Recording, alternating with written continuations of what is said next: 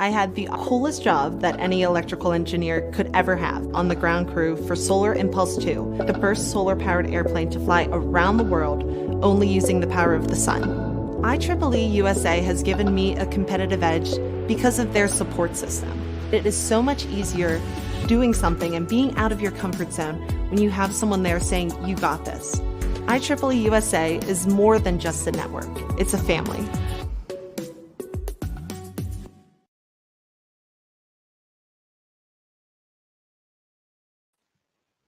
Good afternoon, everyone, and thanks for tuning in to today's IEEE USA Livestream webinar, Leadership Wellbeing. I'm your host, Jonathan Cho. This is the second in our Elevate Your Impact series presented by Certified Executive Coach Erin Urban.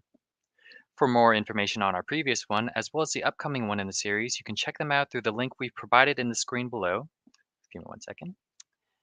As well as in the comment section. IEEE USA's goal is to create programming that is valuable, relevant, and of interest to you. As such, we will be sending a short survey to all registrants after this event and would love your feedback. We value your opinions and it would appreciate it if you could take a few minutes and share your thoughts. Along with being an executive leadership coach, Erin Urban is an international speaker, neuroscience nerd, and host of the Career Coffee Chat podcast. She's also the author of the best-selling book Elevate Your Career, More Impact Plus More Income, and a Forbes Coaches Council member, certified in leadership psychology with over a decade in mentoring and coaching successful professional transformations through one-on-one coaching and group workshops. Without further ado, I will now pass it off to our presenter.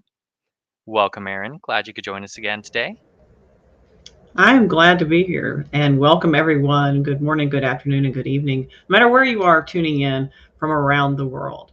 I'm very excited to share with you how to thrive as a leader in very turbulent times. Now, as Jonathan so graciously introduced me, I am certified in a lot of things. And what that summarizes to is basically how to help you thrive through challenging times. So if you're interested in thriving through challenging times, you're in the right place. So good to see some of you tuning in. Please, as you join us, say where you're from. Say hi. We want to welcome you to the webinar. And most importantly, get your thoughts on how well-being can help you thrive. So with that being said, why is well-being important in the workplace? I mean, well-being sounds so fluffy. I mean, we're in the workplace to work. Work is very serious.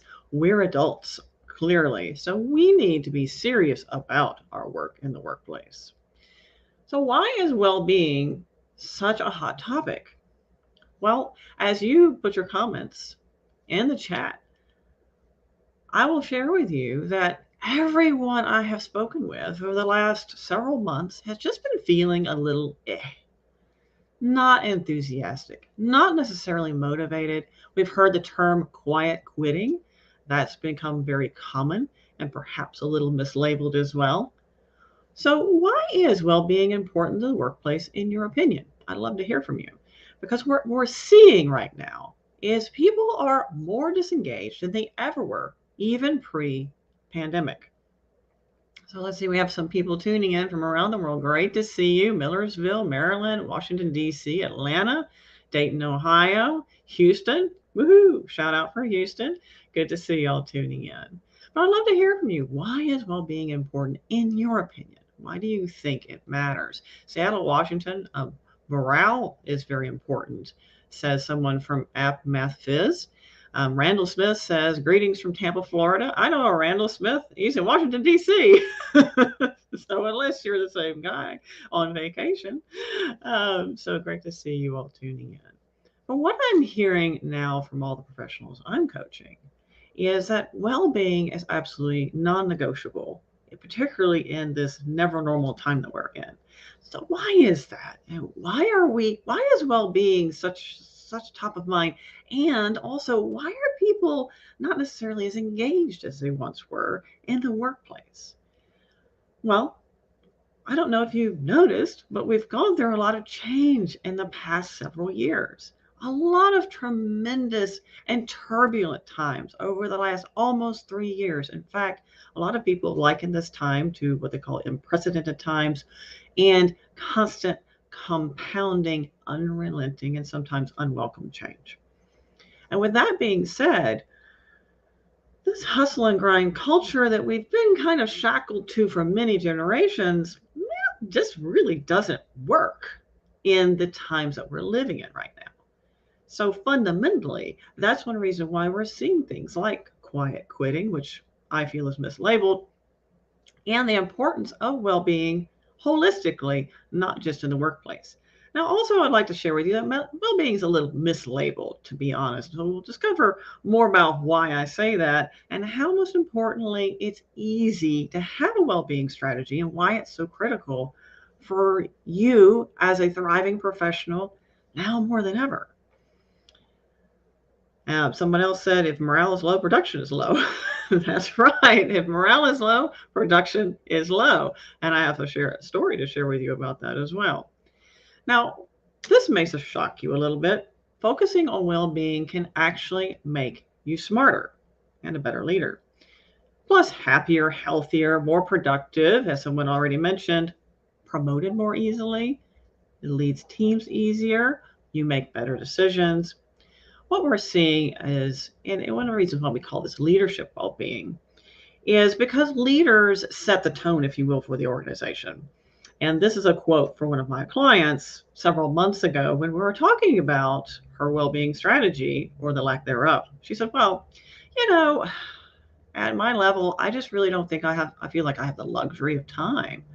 I have a lot of responsibilities, and while I totally support leadership, well-being for my team, as a leader, I don't feel like I have enough time to devote to my own well-being. I'm working too many hours, and that's just not something that is a priority. So what do you think my response was to that? Well, fortunately, through some conversation, she began to understand that because she wasn't focusing on her well-being, a couple things were happening. One, she was sending a clear message to her team and representing her company as a leader that they really didn't put well-being first because she herself wasn't putting well-being first.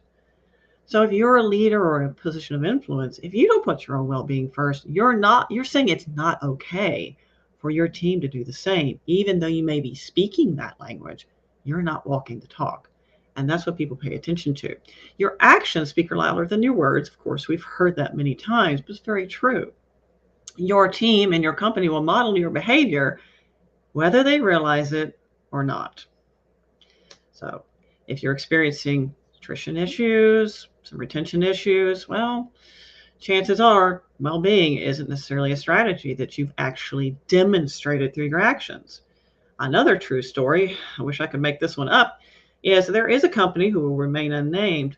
Now, because they've overworked their employees so long and they're all so stressed out, they decided they'll implement a well-being strategy. They're going to be on top of things. What did they do? They went out and they hired a bunch of therapists to help their employees deal with all the stress and overwork that they're experiencing.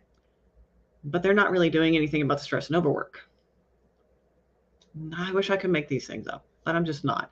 So this is real stories.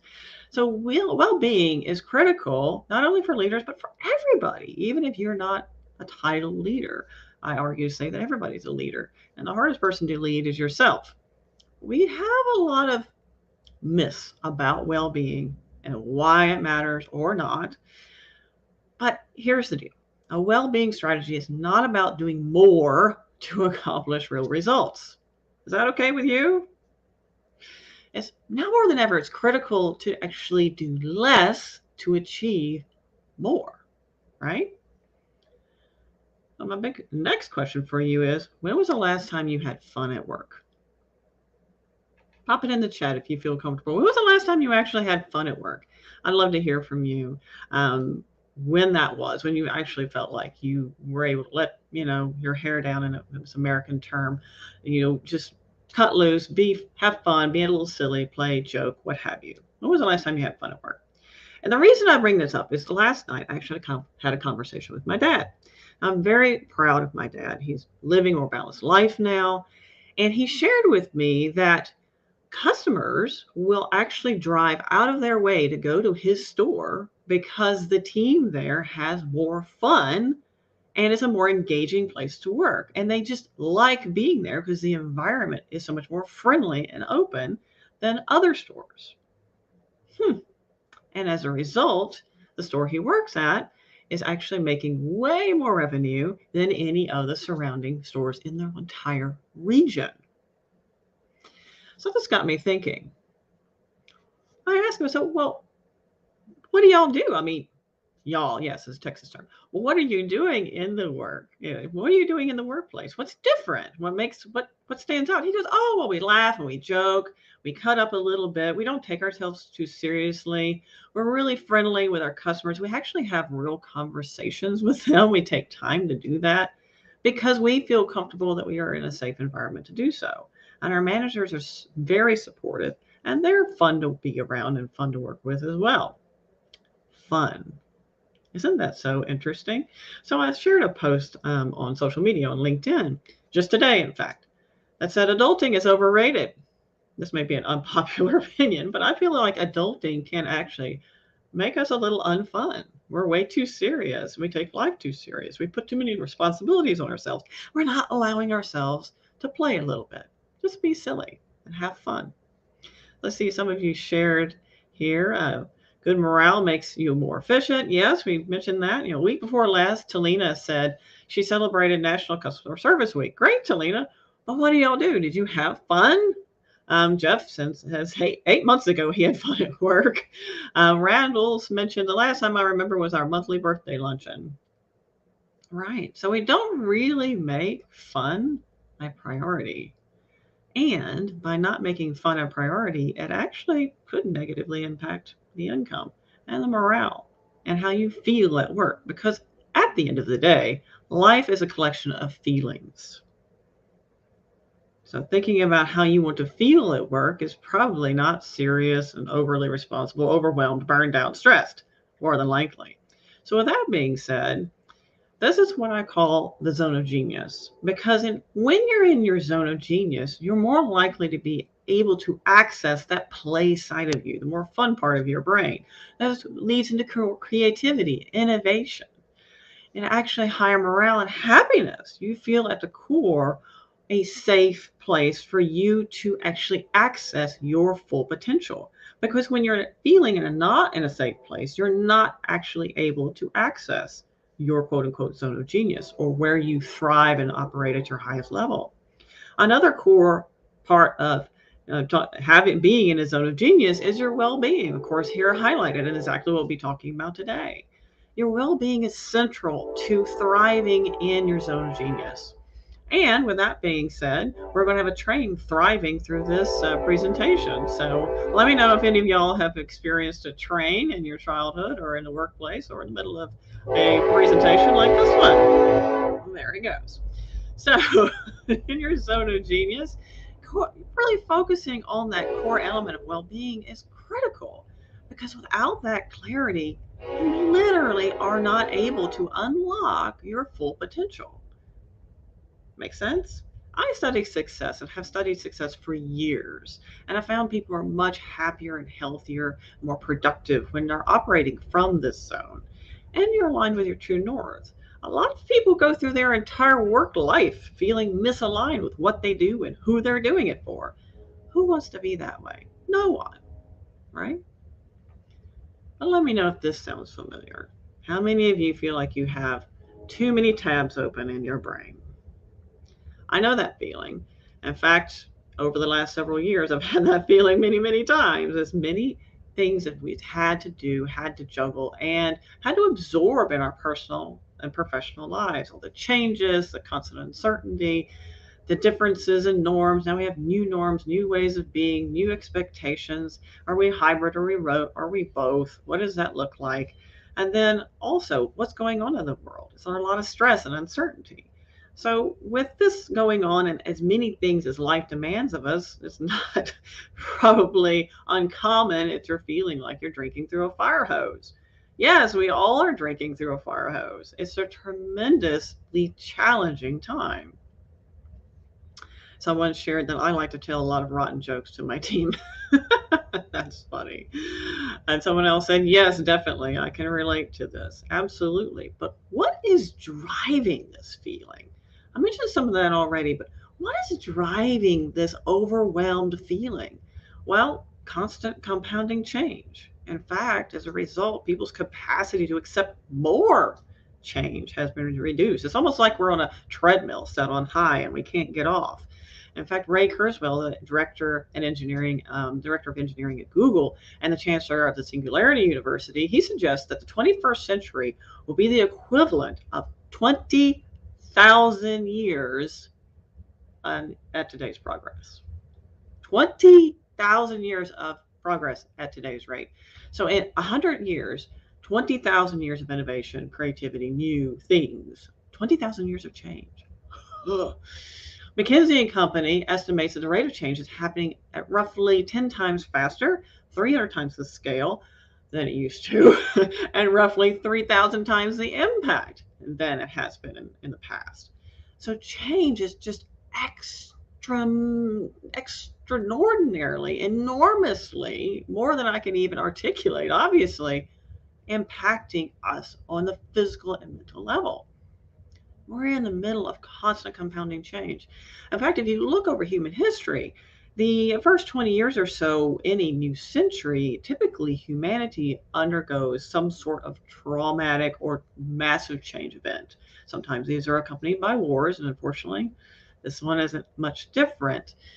Also, they experience fundamental sociological and economical changes.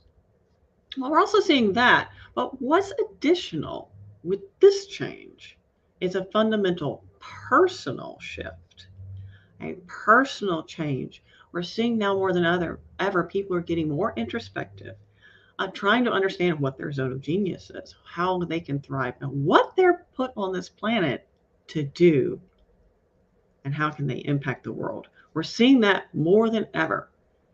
In fact, maybe the first time in humanity's history. The challenge is, well-being is no longer a luxury for leaders or anyone else, to be honest. I shared in my Forbes article why leaders struggle with well-being and how to break that cycle of pain. High achievers I coach pride themselves in their mental toughness, that grit and hustle culture that we talk about, and the ability to being able to push through these tough cycles. But now, however, we live in rapidly compounding, unprecedented, if you will, times. We're more distracted than ever. We're more exhausted than ever, thanks to seemingly unrelenting, sometimes unwanted change. So well-being has actually shifted from a nice to have or a luxury, as my client said a couple of weeks ago, to a non-negotiable. It's no longer negotiable. It's an absolute requirement for you to thrive in this never normal society we're living in right now. Well, we probably know this. Chances are, if you're tuning into this webinar, you probably already recognize that well-being is important in your life, right? Or you wouldn't be here. You might be thinking to yourself, who can I share this with? But why can't we make well-being stick? We're smart people. We're high achievers. We're intelligent folks. We know we need to do this, but we really stink at making well-being stick. It just doesn't make sense. Why not? Well, think back to that hustle and grind culture. What has it told us over years and years and years and years? You have to work harder, push yourself through, have true grit. You're too busy. Well-being is a luxury, like my client said. It's a nice to have. Or maybe we make up stories. Well, I'm not good at meditation. Or I've tried journaling and it didn't work. Or I'm not flexible. I can't do yoga. Or bubble baths aren't really my thing. Well, those are nice, but they're not really a well-being strategy. The other challenge is we're addicted to being busy. Quite frankly, we are. At a conference I spoke at just the other week, I shared with all the participants. I said, imagine if you walked up to someone and you asked them, how are you doing? What's the most likely response they'll have? Most people responded, I'm too busy. I've got a lot going on. Oh, wow. Never a dull moment, right? And so on. I said, what if someone walked up to you and you asked them, how are you doing? And they're like, yeah, I took half the day off and I just read a book, relaxed, went and walked the dog. I worked, a couple hours this afternoon and yeah, it was a great time. And everybody in the audience said, slacker, this is a hustle and grind culture. What's really fascinating is that same person that said, I worked a couple hours that afternoon, got just as much done as you did. And all those 8 to 10 hours you just slogged through because your productivity actually goes in the tank after a certain amount of protracted time that you're focused and pushing through. We're addicted to being busy. Our society has told us since we're really, really little that you have to be a productive, contributing member of society. You need to be busy and do things and get things done. In fact, we all probably feel like, especially if you're a high achiever, a little guilty if we even take time for ourselves. And speaking of, when was the last time you even took time for yourself? I'd love to hear that in the chat. When was the last time that you took time for you? And I mean more than 5 minutes, okay? Some people are either struggling with this busyness syndrome, they're addicted to that, or they're struggling with these typical mindfulness methods that they feel like they have to have some sort of special powers to actually implement a well-being strategy or some complex program, like my client who insisted that the Miracle Morning, which is a true program, is the way to go. I read it and I was exhausted after reading it because apparently you're supposed to wake up and do something different for 2 minutes, like journal for 2 minutes, and then do mindfulness for 2 minutes and meditate for 2 minutes and then exercise for 2 minutes. I'm like, I'm exhausted and I haven't had breakfast yet. No. Complexity is not the answer. It's simplicity, because we already have way too much complexity in our lives right now. So let me know if this resonates with you and what are some roadblocks you're experiencing? What's that narrative that, your saboteurs are telling you? Because you can't give what you don't have. And in this particular article I shared, one of the 7 self-care strategies for successful leaders, the reason why well-being is non-negotiable is not just that we're living in unprecedented times. Let's just set that to the side, if we can, for a moment, and just think, okay, that didn't happen. It's 2019 and the pandemic hasn't happened yet. Compounding stress. Even in 2019, we're still all stressed out and more disengaged than ever. It's not a new phenomenon. It's just additional stress that now we have. But the stress exists enough for prolonged periods of time, it will have severe consequences. It can actually reduce your ability to make good decisions. You suffer, your listening skills suffer. Your positive responses to situations actually suffers. You're more likely to respond negatively and not positively. None of these sound good. In fact, some people theorize that your IQ suffers as well. Because what happens is we're designed to handle short-term stress, but we're not designed to handle long-term protracted stress. Our brains are literally not built to do this. Okay. It's called fight or flight. Typically, we go in this fight or flight mode and it's short and we get past it and we're done. We're good. We're constantly in that state. It can lead to extremely unhealthy results, and not just physically as far as elevated blood pressure and blood sugar, but also mentally. We have noticed that maybe cognitive function drops, or EIEQ, or otherwise known as emotional intelligence, takes a dive too. So well-being is truly non-negotiable. See a lot of great comments here. Let's see. Jennifer mentions the role of a faculty does not give an ability to be off, and with student changes has gotten worse. That's right. That's one reason why we're seeing attrition rising tremendously in the educator world. The educator industry, attrition is going through the roof. Retention is very difficult, and people just, when the system doesn't allow space for this, it can be oppressive. Now, Jennifer, and for everybody else listening, either now or later, I have good news for you. There is a way to get this well-being and this mental clarity without having a whole lot of time off. Now, yes, you do need time off. I'm not saying you don't need time off, because you do. And there is a way to come to what I call a 0 point, almost like pressing the reset button on your computer, truly clearing the mind so you can show up 100% energized, confident, and clear. Now, you might be confident and clear about getting a different job, but regardless, you're confident and clear about it and have more clarity of thought as well. Jeff mentioned your points are directly on. Thank you, Jeff. I appreciate that. And thank you for sharing. Talina mentioned, she goes, I struggle to slow down. I have every intention to take some me time, and every day, before I know it, the day is gone. Absolutely. I totally get you. So let's dive in here in a few moments about how we can truly find well-being without having to take a 20-step program or any of these other things, because you'll be relieved to know that well-being is not about sticking your head in the sand and ignoring everything in the world and just going off somewhere, and that it's not required. While it would probably work, it's not required. The other requirement is not to be a yoga guru and do great poses in the forest somewhere. Oh, that sounds nice. That's also not a requirement either. And additionally, it's not a requirement to be terminally toxically positive. Yes, toxically positive is a term. What does that mean? It means those people who are positive no matter what. They don't believe it is okay to not be okay. And to be honest with you, it is okay to not be okay. The challenge is not being okay for a prolonged period of time can actually develop a mindset, which we don't want. So, but it is okay to not be okay, and honor that time when you're not feeling great or you didn't respond well. You don't always have to have the silver lining and sing and dance in the rain. So toxic positivity also is not the answer either.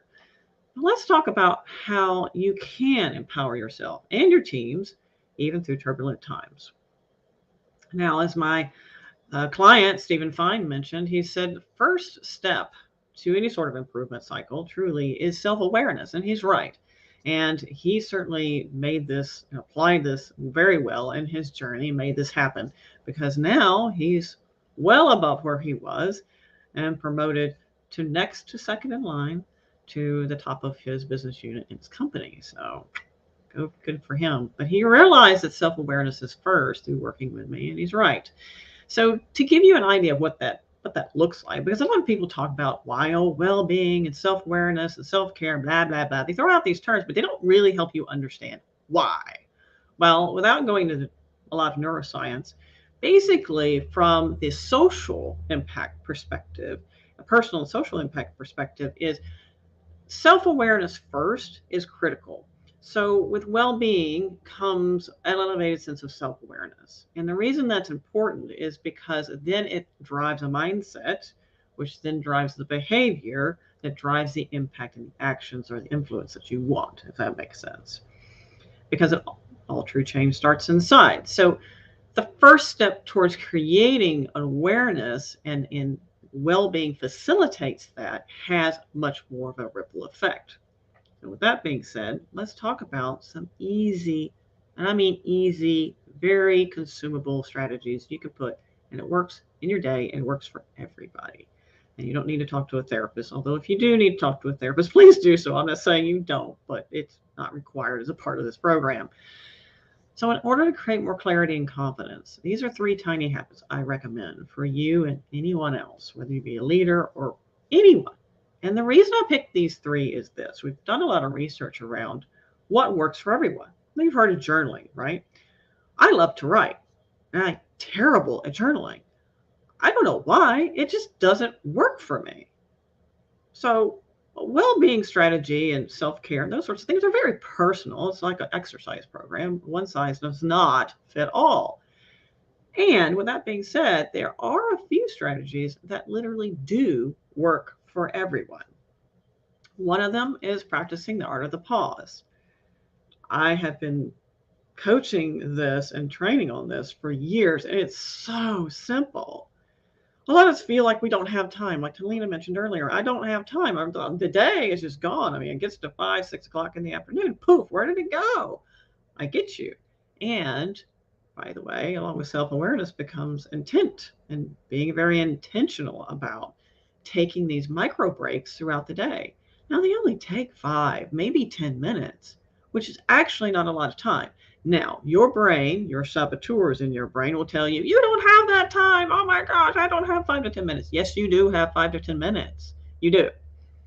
Make it 2 minutes, but it's still, you have that time somewhere in your day. I mean, you have to get a drink of water, I hope. So during that time, you can practice the art of the pause. Now, what is this? Well, this wonderful thing that gives you more confidence and clarity and increases your productivity throughout the day is pausing for maybe 5 to 10 minutes, 5 times a day. Maybe it's when you go to get water. Maybe it's when you go to the bathroom, in between meetings, if there is such a thing. Every now and then there isn't, but you can do this. And what it is you completely unplug. You don't look at your social media, you don't scroll through your phone. Maybe you go outside for a moment, just stare at the street or listen to the next train that's coming by. Stare at the train, do some not train spotting, rail fanning, different term now. Do some rail fanning. Walk the dog. Do the laundry now that we're all working from home pretty much. Or maybe you just go talk to a colleague, but you're not looking at videos, cat videos or otherwise. You're not looking at your email. You're not texting people. You're not trying to get more energy out of that task positive part of your brain. The neuroscience side of things, when we're working on task and being productive, we're typically on what's called the task positive network. Well, that network starts to fatigue after a while. In fact, after about 2.5 hours, less, 1.5 hours to almost 2, 1 hour and 45 minutes on average, there starts to be a decline in productivity and effectiveness in that part of our brain. What's happening is your brain uses glycogen. That's the fuel that gives your brain energy. Well, that resource diminishes over time. So we have to give your brain a pause to refresh, restore those much needed resources to continue to operate at peak cognitive function. Because a lot of us have probably experienced the afternoon doldrums. Well, that's because we worked so hard in the morning and been so focused in the morning. In the afternoon, we're having to wait for our brain and body to spin up with that energy again. And that's one of the reasons it happens, other than diet and other choices. But practicing the art of the pause is absolutely critical. It's not just to make sure our brain is at peak cognitive function. It's also to give us time to reflect. Because here's the other interesting insight is that we don't necessarily learn through our experiences while we're having the experience. We don't. We actually learn when we have time to pause and reflect on the experience, right? So if you're never pausing and reflecting, and you're always nexting, you never learn anything. That's not good. So to be at your optimal peak productivity, to access your zone of genius, just take a couple breaks throughout the day and unplug. It's absolutely critical to do so. Now, if you want to give yourself bonus points, mindlessness. You've probably already read this on the slide. It said, what in the heck is mindlessness? I've heard of mindfulness, but what is mindlessness? Are we supposed to lose our minds? Yes, lose your minds, run around like crazy people. No, that's not what it means. What it means is to come to a 0 point. Now, technically, what can happen throughout the day is our brain waves, our brain functions start to get kind of agitated. And once it gets over a certain agitation level, it becomes unproductive. We're not able to prioritize, make good decisions, etc. You may feel quite anxious and stressed as a result of this. Well, in order to get more clarity, it's really important to calm those brain waves down to a more productive level so we're able to think more clearly, access a creative, innovative part of our brain, and also access those long-term memory stores that have a lot of information that give you those aha epiphany moments. Well, that's where that's coming from. But it can't get through if there's so much noise going around. In fact, I had a guest on my Career Coffee Chat show yesterday that talked about, the train, talked about our brains being like a snow globe that got shook up. With all the snow flying around, all that noise, it was really difficult to think through all the noise, like a train going by. But, if your brain's like a shook up snow globe, it's really important to let that settle and clear the noise. So what is mindlessness? It's actually a process. And why it works is because it works literally for everybody. You can be terrible at meditating. My brain never shuts up. I'm not good at meditating. So the point of this is not to stop thinking. The point is not to engage with your thoughts, right? Just to let them go. There's a difference. Thoughts will always come up. Your brain will never shut up, probably. If you have got it to shut up, let me know how that didn't involve medication. So, what you do with mindlessness is you just focus on being still first. That's it. And you're just focusing on being still, your body in your chair, nice, comfortable seated position. And then you become aware of maybe a sensation of touch. Hands on your legs, hands on your desk, hands clasped together, wind on your face, the fact that your feet are freezing off. It doesn't really matter what it is. You're aware of a sensation of touch. And then you become aware of a sound. Maybe it's the train going by. Maybe it's dog barking. Oh my gosh, my neighbor is running the lawnmower again. Doesn't really matter what the sound is. You just become aware of that sound. And all the while you're doing this, you're just looking at something. And it's not really mattering what that something is. And then you'll find that you become very intensely present because your senses occupy a lot of cognitive function. So there's not a lot of room for the noise. So you literally calm yourself down. And what's also important is you come out of the fight or flight mode and access more creative and more higher, what we call higher thinking part of the brain. Right? Your ability to think through creative problems and problem solve in a positive way instead of being in a negative spin cycle. By the way, there is a mindlessness video I'm happy to share with you, and Jonathan might pop that in the chat for you as well, and that will be sent out to all registrants. So you can access this. It's me walking you through a mindlessness practice. It goes very quick, be 5 minutes or less. And no, your brain's not ever going to shut up, and that's not the point. The point is just not to engage with thoughts that are coming your way. Now, the last one, gratitude. We've heard this one. I got on this webinar to learn something new. Okay. Well, this is why gratitude is so important. Okay. It sets the tone for literally everything in your day if done correctly.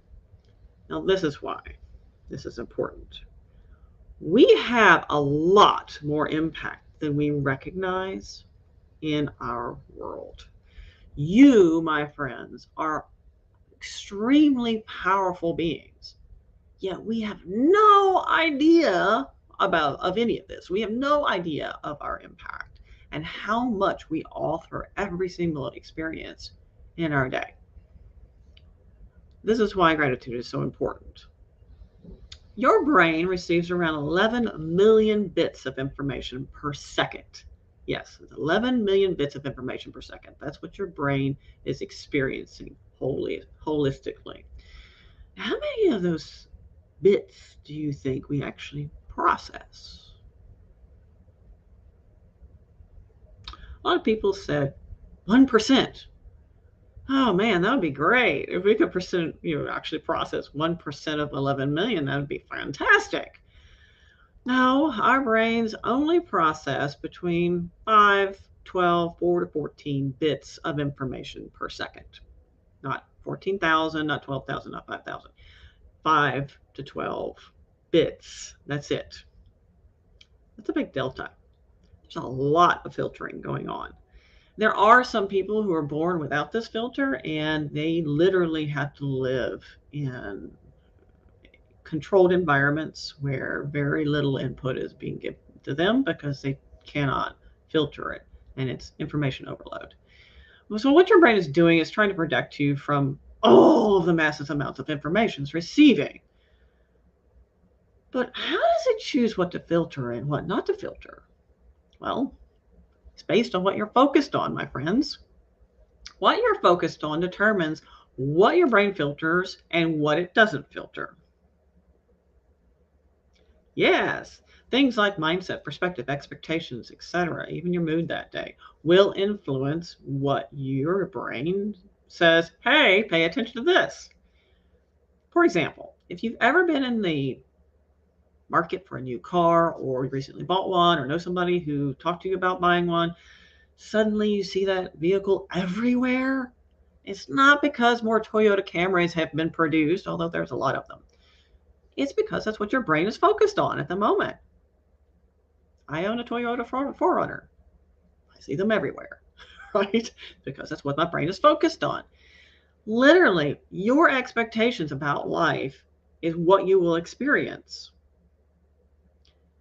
Let me give you an example.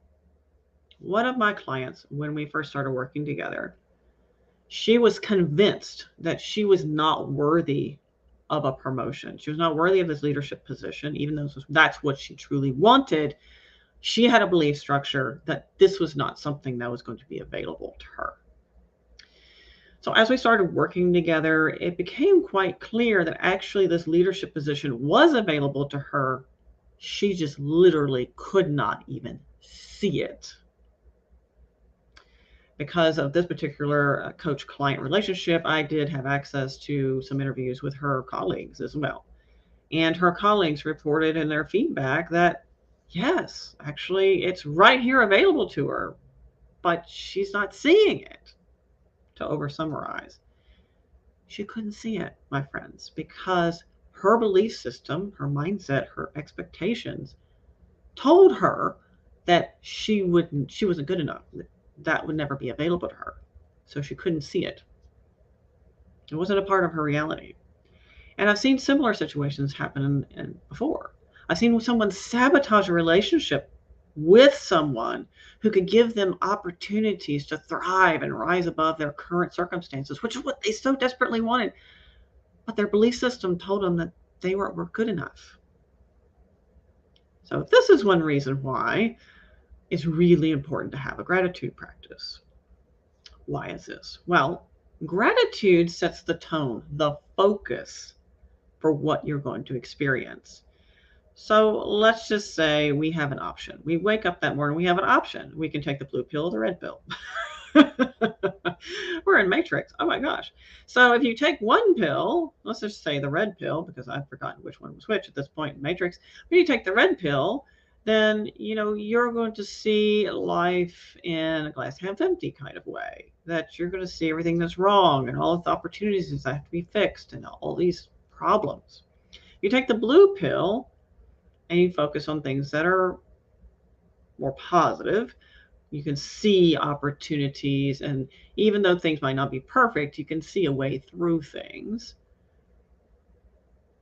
Which one do you think is going to work out better for you? Because this is what you're doing every single day. You're choosing the red pill or the blue pill, literally every day. We choose what to focus on. It is a choice. Yes, it is a choice. For everybody that is a healthy mental state, it is absolutely a choice. Now, a lot of people will tell you, no, I don't have any choice over that. It's automatic. That's BS. It's not true. That is a lie that your saboteurs, your inner workings, your inner mindset is telling you, your belief system that has been developed over time. It's a lie. You can absolutely control your perspective. It's a choice. Every morning, before I even come to consciousness, some of the first things I think about are what I'm grateful for. And a lot of times it's this warm, comfy bed that I'm still in and I don't want to leave. But irregardless, I'm setting my mind attuned to what I like, want, and grateful for versus the other way, which would be what I'm fearing, what I want to avoid. Here's another thing. What you focus on is what you see. Literally is what you see. So let's just say something really big is coming up. Maybe it's a presentation. Maybe it's an interview. Something really big is coming up. A lot of us, not all of us, but a lot of us will focus on everything that can go wrong. So we're focused on what can go wrong. What can go wrong in the situation? Oh my gosh, what if I say this? Or what if this happens? Or what if so-and-so doesn't do this? We focus on all these things that are potentially bad about the situation. Right? Are we focused on what we want? Are we thinking about what we want and how we will feel when that happens? No, we almost never do that. We're always focused on what can go wrong so we can avoid it, right? It doesn't work like that, unfortunately. So many people are successful in spite of themselves because this is neurological fact. This is how our brains work. When you focus on what you want in the emotional register of what you want, that's what your brain will filter what you want to see, and how you want to experience it. Now, if you have questions, I'm here. I'm happy to help you, and you'll receive my contact information at the end of this presentation. So let's just say you are maybe saying things or offering things that could be unfortunate. There's something called flipping the script. Let's just say you have a narrative. Like one of my clients many months ago, when we started uncovering what his common pet phrases that he says to himself or out loud, one of those was, "Nothing good ever happens to me." Ugh. How terrible. Because here's the thing, those phrases that we articulate are instructions to our brain. Our brain is literal. It doesn't understand sarcasm. That would be nice, but it doesn't. Brain is literal. It takes what you say, or what you say out loud in your head when you're talking to yourself. Yes, we all do that. It's normal. What you say, it says it takes it literally as instructions. It's a part of that focusing process. Oh, this is what you keep saying, so that's what I need to focus on. Like a common American phrase, well, you know how things happen in threes. So what's happening? Your brain is desperately trying to see that second and third thing. And it doesn't even matter hardly what it is. Oh, see, the cat threw up on the rug. That's the third thing. It doesn't mean anything. It's just that what your brain is trying to do. And by the way, your brain is always trying to make you right. It's always trying to prove you right. So if you're saying something that may not be supporting your goals, may not be supporting a healthy well-being strategy, may not be supporting a healthy mindset, or what you want to focus on, let's just say that came out of your mouth and you noticed, you became aware that your response wasn't maybe the best. Maybe it was a little limiting. Like, for example, nothing ever good happens to me. That's what my client was saying. So we need to flip the script. Flipping the script is simply saying, oh, gosh, I said that again. So open up the possibilities. Immediately do what's called a flash reframe. Nothing ever good happens to me except when it does. I never find a parking spot except when I do. Right? All of a sudden, it opens up the possibilities again. Seems a little silly. It's not. It's how your brain works. That's the rule book that we all wish that we've been given, ladies and gentlemen, and those who don't identify, when we were young. The more I learn about this, the more I research into what has power and impact in our lives and helps us thrive in our zone of genius, the more I wish I was given this handbook when I was about 5, because it would make life a lot easier.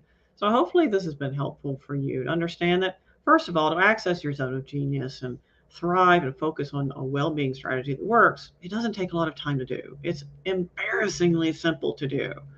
But here's the deal. Let's just say that you come out of this webinar and you're like, gosh, yeah, I want to try that power of the pause thing. And you'll do it a couple times, and then maybe you didn't do it the 3 or 4 times you wanted to do that day. And then you're like, oh, I really suck at this. That is a lie. That is what we call a mental saboteur.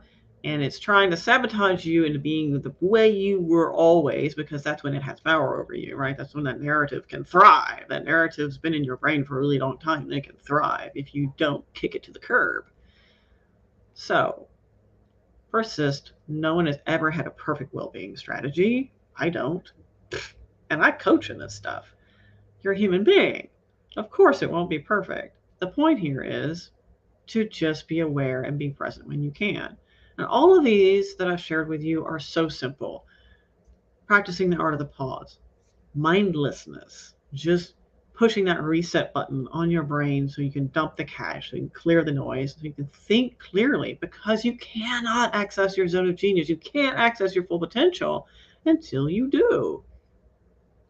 And gratitude, which sets the tone for your brain to give you what you want in your life instead of what you don't, which is unfortunately usually what we're focused on. So consider, with all this being said, where you focus, what you create. And my deepest wish for all of you, my friends, is that you elevate to your fullest impact and you access your zone of genius to thrive. Now, if you're interested in learning more about how to thrive in your zone of genius, please don't be shy. Reach out to me. I have not only some coaching options coming up, I also have a workshop coming up either later this year or first of next year. And of course, I have my live show, which is available on multiple channels, including LinkedIn and YouTube as well, and a podcast available as well, and a best-selling book, yada yada, many resources. So please do take advantage of these resources because I love giving people knowledge. Knowledge is power. So I'm very excited to share that with you. And with that being said, let's have some time for questions.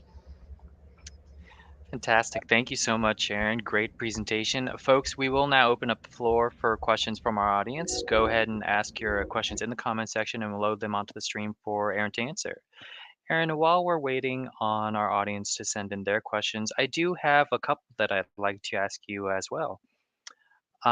So I guess my first question is, you wrote an article on the seven self-care strategies for successful leaders. Um, we don't have to go over the entire article, but I'd love to know what's your top self-care strategy and why would you choose that one? Well, really, it's one of those three. And I guess because a lot of us identify with being busy, right? I Mm, guess the power of the pause is the most my favorite because it's so easy to insert in the day and it has so many benefits. Says the train. It's just one of those things. They picked this time just for us in IEEE. I talked to the railroad and they said, we're going to make sure that you have background music. And here they are. So it just feels special today.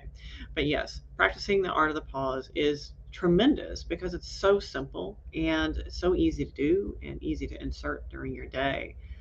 We like to tell ourselves that we don't have the time for this. You absolutely do have the time. We're doing similar things like this is already. It's just making it intentional and intentionally giving your brain that power pause it needs to thrive and coming back up to full cognitive function. absolutely. Thank you for that. Actually, let's see. So we do have, let's go to Mhm. our audience question. So our first question, viewer asks, how does one combat or get around the American cultural tendency to demand very long work days and work Mhm. weeks? Great Right. question. Yeah. Great, great question. And a lot of this we don't have control over necessarily, or do we? So, what's really interesting right now is that we are in an employee driven market. And it's scaring the poop out of corporations, by the way, because work is no longer a priority. Other things are more priority now, and the shift in the success paradigm is shifting from a very shallow, let's say the superficial trappings of success. Oh, I have a house, I have a car, look at me.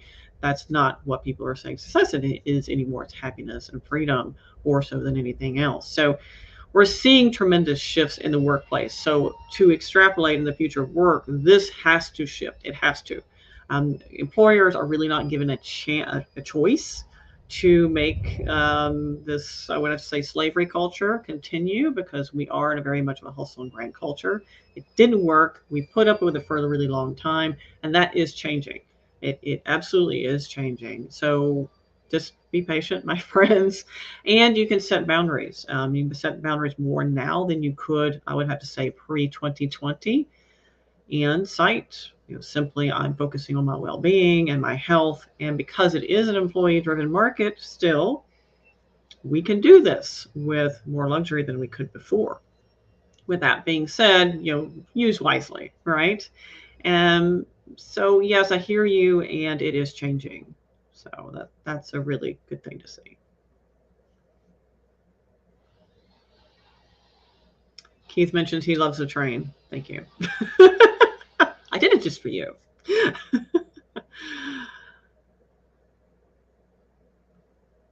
Yeah, Jonathan, I think you're muted.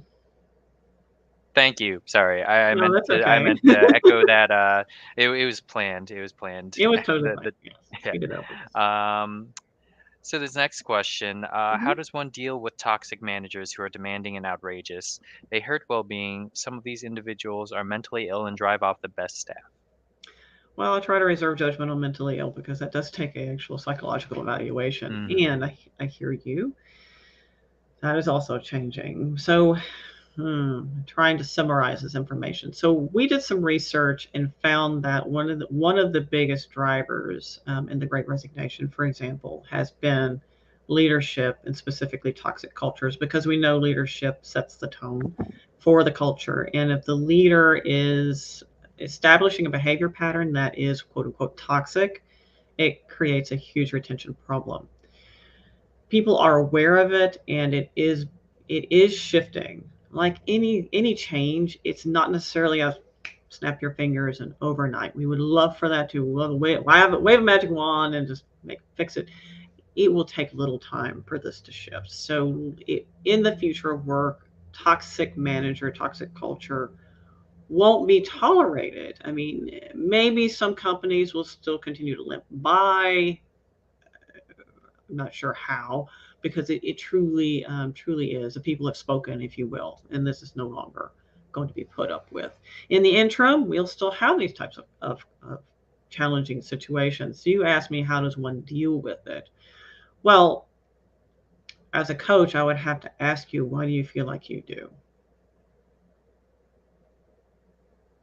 Mm, All right. definitely. Thank you. And thanks for the question. Mhm. Bernard asks, great webinar. Is this available for download to listen to over again? Bernard, yes. So our webinar will be archived on our social channels, and you can Mhm. access them through the same links that were sent out. Yeah, and they'll be available for on demand at any time. We have Uh, something from Patrick as well. Having fun at work allows my staff to be much more creative and open to change. Yes, it does. I mean, having fun at work is so incredibly important. And I'm looking more now into this idea of play, being okay with play. And that's why I jokingly, not jokingly, mentioned adulting is overrated. I'm thinking I'll get a t-shirt made, adulting is overrated. Because it truly is. Our paradigm, our expectations around being an adult, it's actually very unfun. It's not a lot of fun at all. mhm. And it doesn't give room for play and maybe joking and silliness and for people to just relax. It's actually quite a tense way to be. So when you really think about it, it's kind of a little unhealthy, I feel. And my husband and I live by, never grow up, always be a Toys R Us kids. I don't know how many people remember Toys R Us. Maybe I'm dating myself, but don't grow up, really. Always have that inner child, because the inner child is curious and more open to change and more flexible and sees the wonder in the world around you. And when you close that off, I think that's such a horrible thing. It's such a shame. So absolutely, playing and having fun is incredibly important. We when we Okay, let me put this also. No one at the fruition of their life ever looked back over their life and said, gosh, I wish I'd worked more and been more miserable. No. Right. Awesome. Well, thank you, Yeah. Aaron. And thanks for that comment, Patrick. Yeah, we also have Uh, some great comments. Connie mentions, giving staff opportunities for many leadership decisions, and leading from within makes a strong department. Absolutely. And Connie, what's interesting, we are seeing more now call for collaborative leadership, which this is very much tied in closely with collaborative leadership, less top down, do as I say, not as I do, less telling and more coach-like leader is another thing that's burgeoning right now. So we're on the cusp of a beautiful new era of being and working and being as a people. Just know that the change can be painful. Growing pains can be painful, and changes can be a little scary for a lot of people. And those people who really identify with a way of being will fight more than ever to keep that sense of false power. So during this time, I've heard some people say, "Oh, It's a little interesting, almost Star Wars. The evil powers are growing. I was like, oh, this sounds very Star Wars-ish. But they're seeing this more strife and negativity. And actually, what I'm seeing as a coach from the undercurrent is very, very positive. More people are waking up, more people are realizing, more people are coming together and seeing a more holistic way of moving forward, both personally and professionally. Absolutely. Thank you. So, I guess to close it off, I have one last question that I'd like to ask. Mhm. This is one that I definitely struggle with. How do you get over the feeling of guilt, if any, when you decide to put your needs first before someone else's? Mm. Yeah, that's that busyness addiction. The brainwashing that tells us that we aren't good enough, or we're not worthy, or we should put other people first, or we have too much to do, we don't have time, etc., etc., etc. Insert your own narrative there. So when you think about this, taking time for yourself and putting yourself first, or just taking those few minutes, I mean, nothing I shared with you is a selfish way of being at all. And they're all absolutely critical for a healthy well-being and self-care strategy.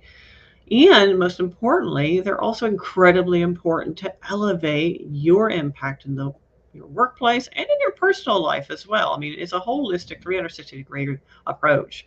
And what we're seeing now is with less separation between our personal and professional life, we are approaching things from a holistic standpoint. So none of these things are selfish. And in fact, if you were to think about being selfish, it's when you don't take time for yourself. You're not focusing on well-being. That's selfish, because then you're negatively impacting not only yourself, but the world around you. And if one was to be socially responsible and personally responsible and intentional, then that is putting one's well-being first. Absolutely. I love that. I love that perspective. Thank you. Well, folks, unfortunately, we are out of time. Sorry, one second. Let me just pull up this message to share with our audience real quick. Oh, sorry. I think I just lost it. Where did it go? Sorry about that. I just wanted to pull up our message to let our audience know how they can access the full webinar series. We have one last left in the webinar series. Erin, thank you so much again for joining us today and providing your audience tips on self-care and well-being. I'm sure they, as well as I, will definitely find them quite beneficial.